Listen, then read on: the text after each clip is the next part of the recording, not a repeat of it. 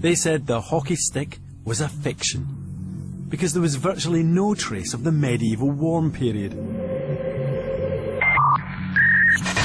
They accused Mann of using faulty data and dodgy statistics to rewrite history.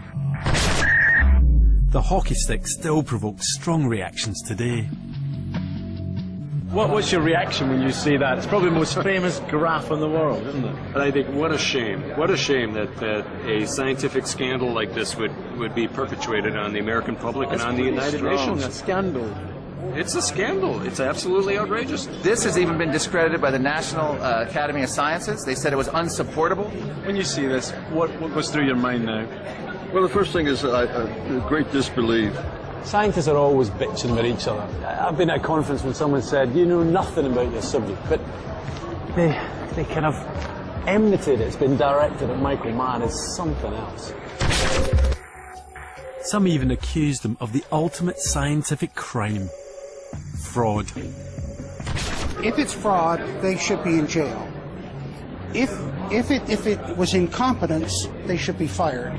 I never expected the sort of attacks that we were subject to when I began this work. This was clearly, and I'm going to say it bluntly, deliberately bent. If you can't win your argument on the basis of science, you try to win based on defamation, of slander, of rhetoric that sounds convincing but has no basis in fact. I would say it's as close to scientific fraud as you can get. Michael Mann was attacked in print and even more viciously on the web. Entire websites were set up to pick holes in the hockey stick.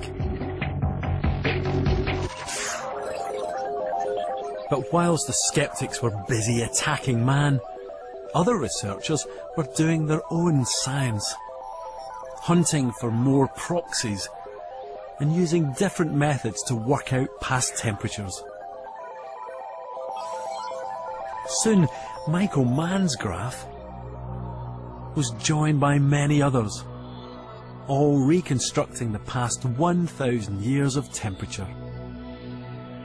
The question was, would they back up Michael Mann, or would they prove him wrong?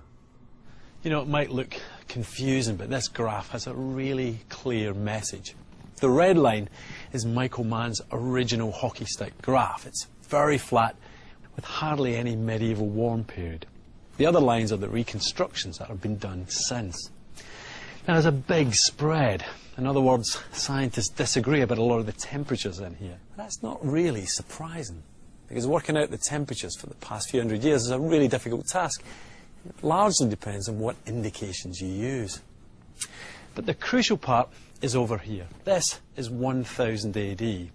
Now, some of the reconstructions show temperatures a little warmer than Mann's curve. And some of them also show going into much colder conditions at the end of the medieval warm period. What that probably means is that Michael Mann underestimated some of the variation in the past 1,000 years. In other words, the hockey stick is a little bit too straight. But it depends on the reconstruction you use. What these lines all agree on, though, is one thing.